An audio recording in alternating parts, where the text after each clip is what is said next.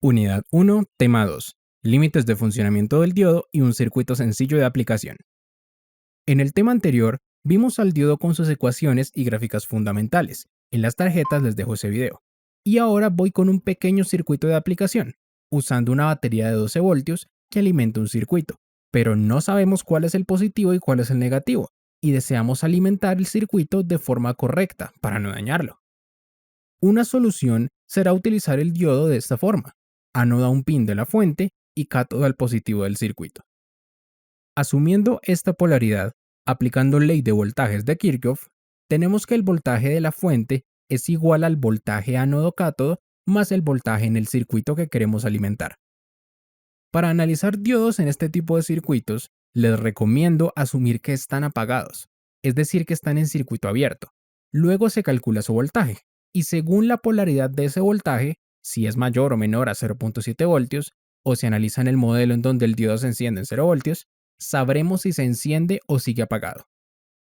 Inicialmente, tenemos 12 voltios igual al voltaje del diodo más el voltaje en el circuito, que es 0, porque el diodo está abierto. Es decir, que virtualmente el voltaje ánodo-cátodo es 12 voltios, que es mayor a 0.7 voltios. Por lo tanto, el diodo está en polarización directa. Deja pasar corriente entre la fuente y el circuito, ofrece una caída de voltaje de 0.7 voltios y el circuito recibe 11.3 voltios. Ahora, si la fuente se conecta al revés, tenemos que menos 12 es igual al voltaje del diodo más el voltaje en el circuito, que sigue siendo 0, porque asumimos que sigue apagado. Es decir, que el voltaje ánodo-cátodo es menos 12 voltios, que es menor a 0.7 voltios. Por lo tanto, el diodo está en polarización inversa. No deja pasar corriente entre la fuente y el circuito, y con esto logramos protegerlo. Para probarlo, usaré una fuente de 10 voltios y un 1N4007, que es un diodo de tipo rectificador que soporta 1 kilovoltio de voltaje en polarización inversa y una corriente en polarización directa de 1 amperio, aunque en otros videos posteriores veremos por qué se llama rectificador. Y de hecho, los diodos tienen una franja que señala el cátodo físicamente hablando, y para este encapsulado en concreto, la franja gris lo señala. Entonces, primero pongamos el diodo por aquí, con el ánodo a la izquierda y el cátodo a la derecha. Y pongamos unas cuantas resistencias de carga, con un pin al raíl de alimentación negativo. De esta forma, con el amperímetro, cierro el circuito en cada una y mido su corriente. Ok, mido la fuente y bueno, tengo 10 voltios. Bien. Ahora voy a medir el voltaje y la corriente en cada resistencia, empezando por la de 10 ohmios a 10 vatios. Bien, ahora con la de 100 ohmios a 5 vatios. Ok. Luego con la de 1K a 1 vatio. Sí. Ahora con la de 10K a 1/4 de vatio. Ok. Y por último con la de 100K a 1/4 de vatio. Hecho esto, veamos qué pasa si invierto la posición del diodo. Así que ahora quedaría así. Y bueno, al medir corriente vemos que no hay corriente. El diodo se polariza inversamente. Así que el circuito funciona. Muy bien. Al graficar estos datos, podemos ver que el voltaje que recibe el circuito, en este caso las resistencias, varía según el consumo de corriente. Y esto sucede porque recordemos que el voltaje que cae en el diodo, en la realidad, varía según la corriente que por él pase. La ecuación de Shockley así lo dice. De hecho, si tomo los 10 voltios de la fuente y se los resto a lo que medí, puedo graficar la curva característica de este diodo. Interesante. Este circuito tiene otra desventaja y es la eficiencia. Por ley de Watt, la potencia que disipa un elemento se calcula multiplicando el voltaje que cae por la corriente que pasa. Teniendo estos datos de voltaje y corriente, puedo graficar la potencia que disipa el diodo, y la máxima se encuentra al usar la resistencia de 10 ohmios, que es normal, porque es la resistencia que genera una corriente más grande.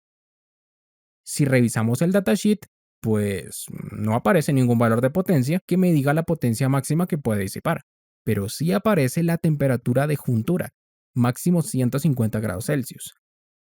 Para usar esta información, debemos ir al circuito térmico para calcular qué potencia máxima puede disipar para 150 grados Celsius.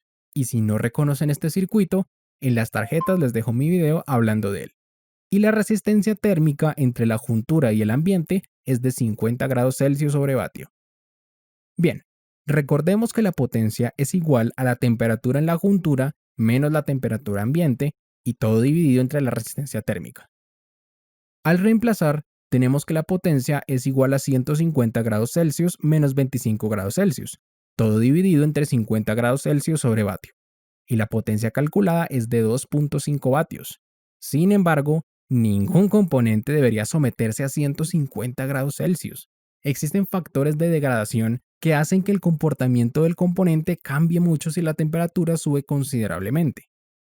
Por ejemplo, en la figura 1 se puede observar cómo la corriente promedio máxima en polarización directa se reduce conforme la temperatura ambiente sube, pero se aplica igualmente para casos en los que el diodo tenga esa temperatura por disipación propia.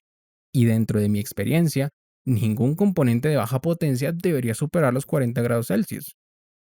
Inclusive, las condiciones nos dicen que está medido con un diodo soldado en una PCB, con pads de cobre de 5 milímetros de diámetro y con patillas de longitud 9.5 milímetros.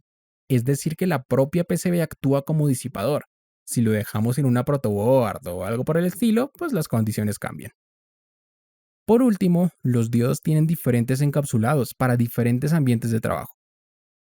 Por ejemplo, los diodos en encapsulados SOT123 de montaje superficial, usados para circuitos de baja potencia, o los diodos de encapsulado DO35 de baja potencia también, o los DO41, el que usa el 1N4007, o los DO201AD, usados para circuitos de potencia media, o los TO92, que habitualmente se usan en circuitos de media y alta potencia, en fuentes de alimentación, por ejemplo, que pueden tener inclusive dos diodos dentro del componente. Bueno, en fin, la lista es muy larga y faltan muchos encapsulados.